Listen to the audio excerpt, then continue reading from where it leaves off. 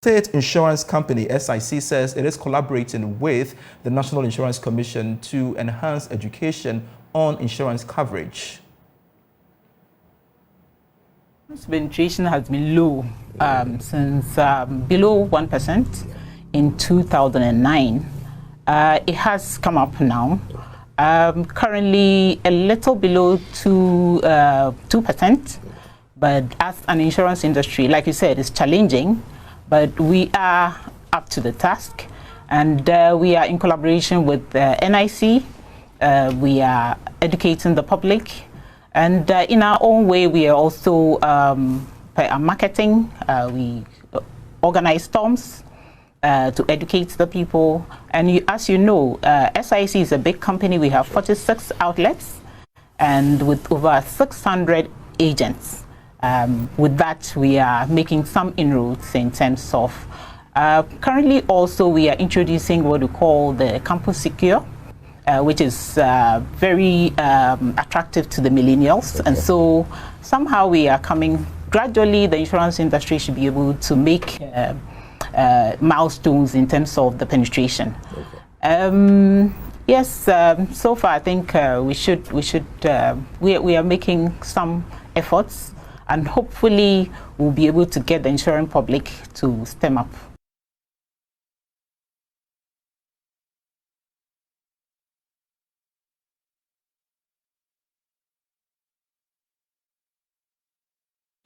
Now, interest rates rose marginally as government recorded a slight oversubscription of its treasury bills, according to its latest auction by the Bank of Ghana. The rising rates in the tandem with the policy rate increase by the central bank. We've got more for you in this report.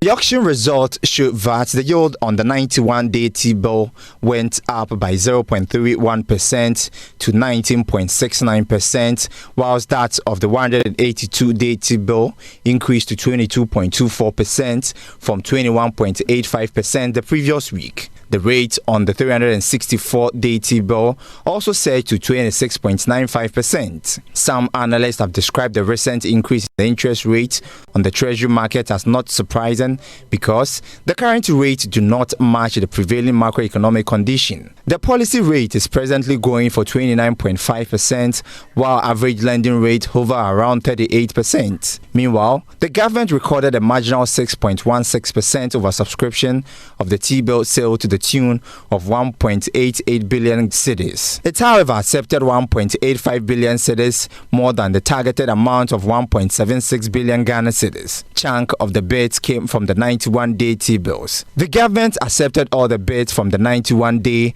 and the 182-day T-bills. 1.293 billion Ghana cedis and 422 million cedis were obtained from these instruments. However, it accepted 140 million Ghana cedis out of the 167 million tendered for the one-year bill.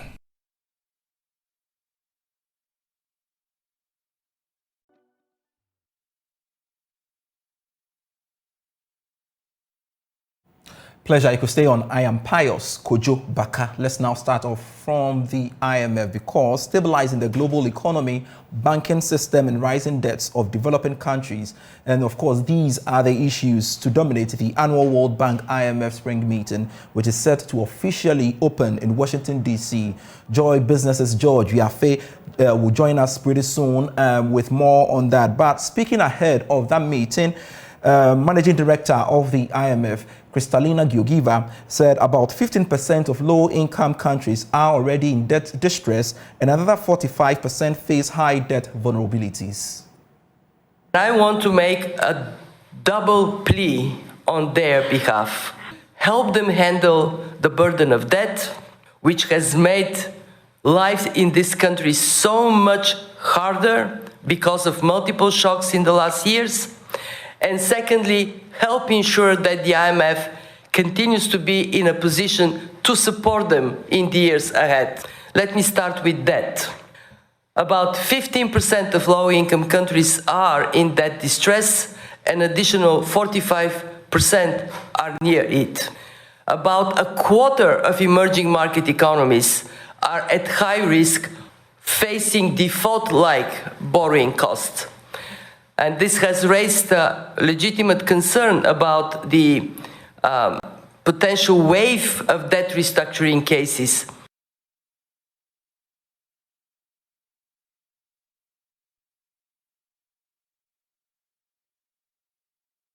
And we've got to go back to our earlier story where the IMF and, of course, the World Bank spring meeting will be happening tomorrow. And my colleague, George Yafe, pretty sure has gotten a better connection and joins me live from Washington, D.C. to update us with the latest on that. Grateful, George, you could join me on the marketplace.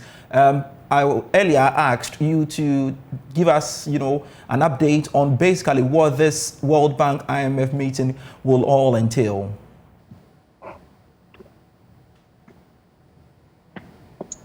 Hello, Lawrence, can you hear me?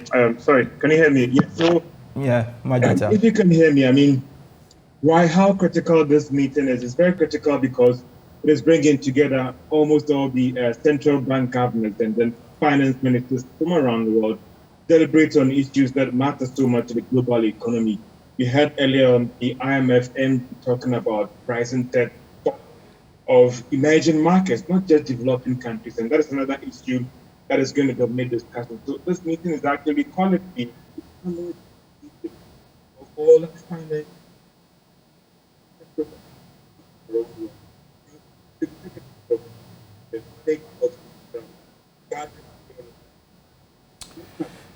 What they can do to ensure that the global economy is quite safe. That is their Kojo.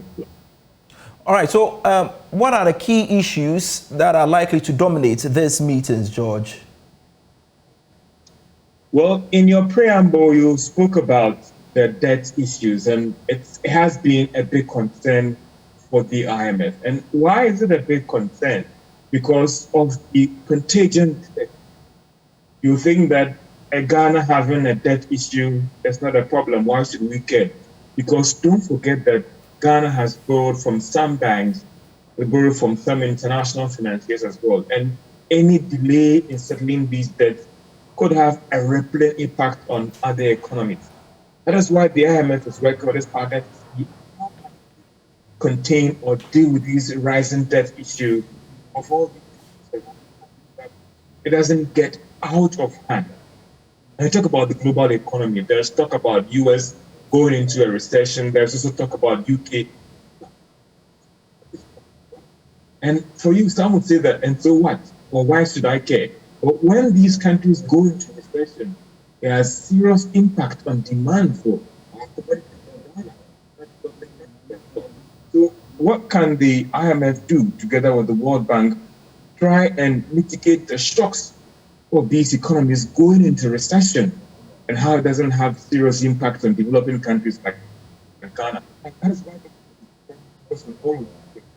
one, to look at how they can protect the global economy in terms of possible threats of countries or these huge economies going into recession, and also the global recent issues in the US. There's an impression that what again can be done to ensure that these shocks are contained and doesn't get out of hand. And also the debt issues as well.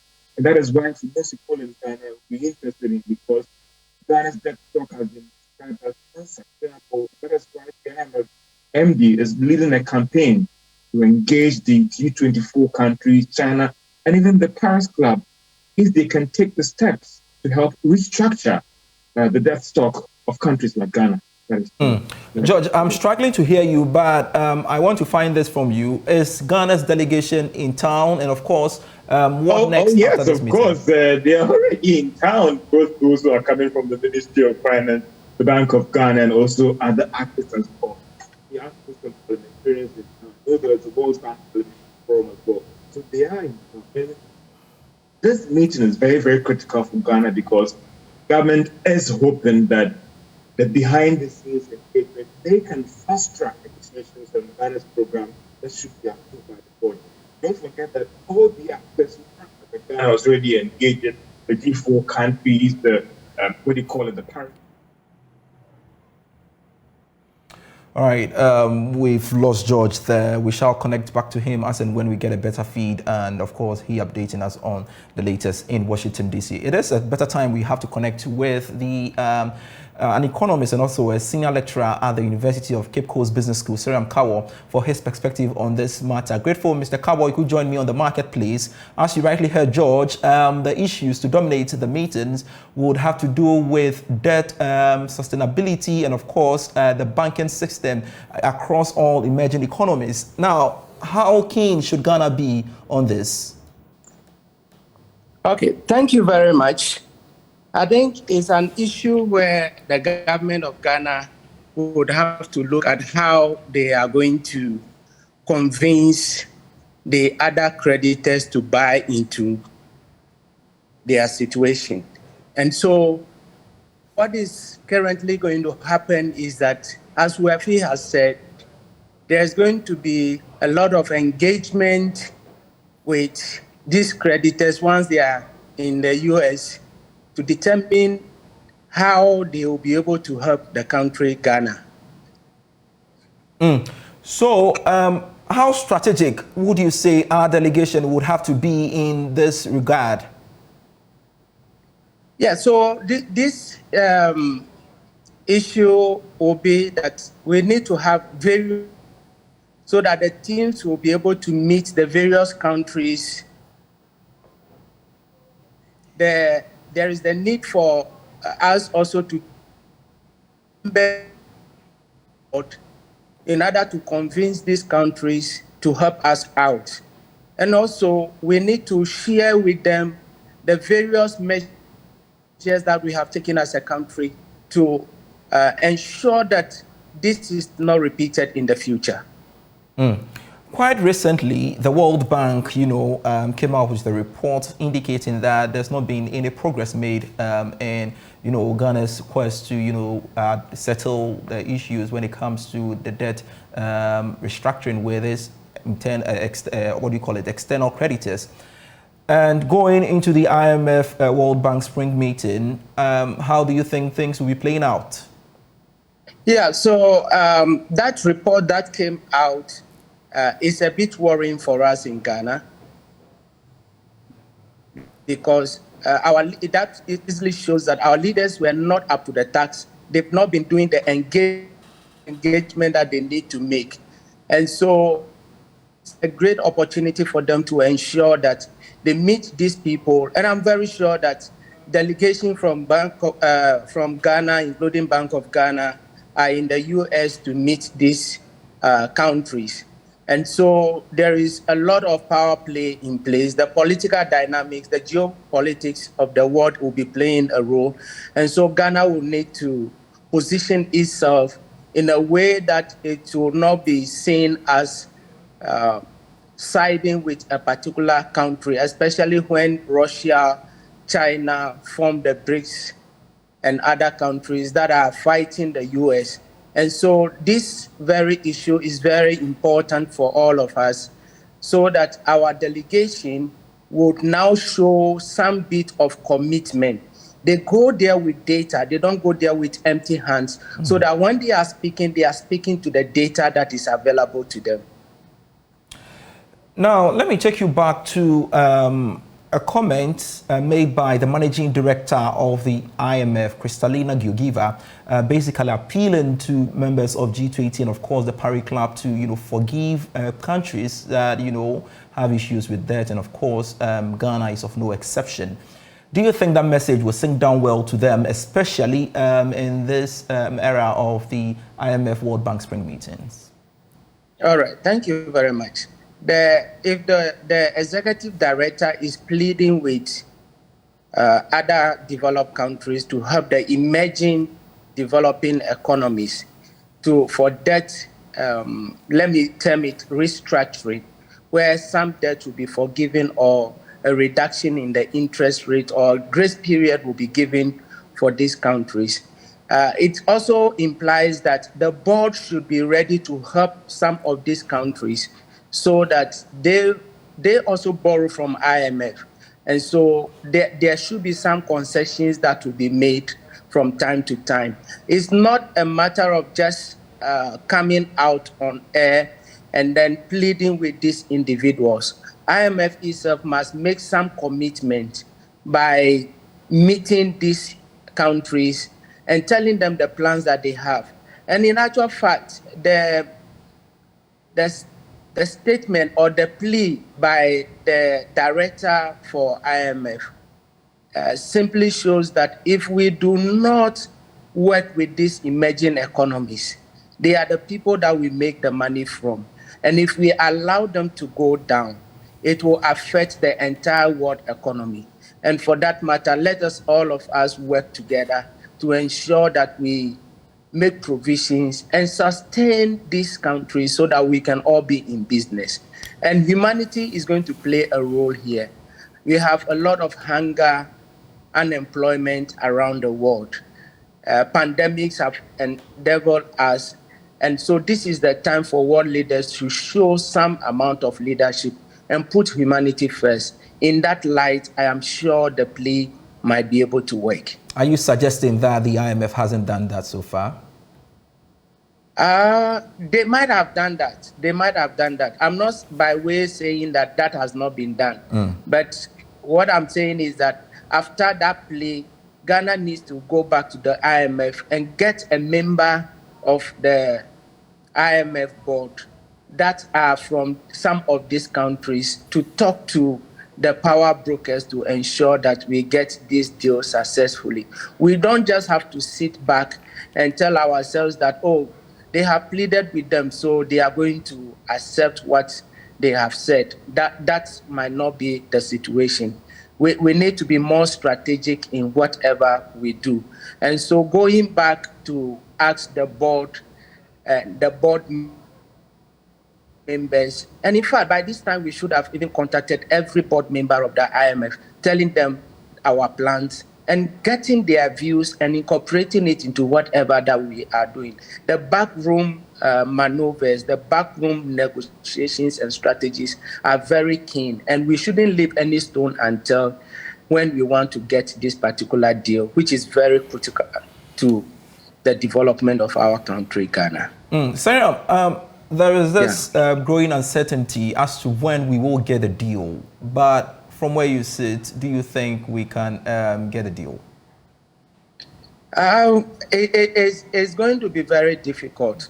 But from where I'm sitting and what we have seen, that all the conditions that have been set out in terms of the domestic revenue mobilization, when Parliament has passed the bill, there is a lot of kickbacks on this particular issue where industry is not buying into it. The consultative meeting that needs to be heard is not done. And so for now, we don't know whether the president has assented his signature to it, making it into law, because that will be required as evidence. Then we also have to convince the G20 countries, that's the Paris Club, to give us some firm assurance that they are ready to help us out.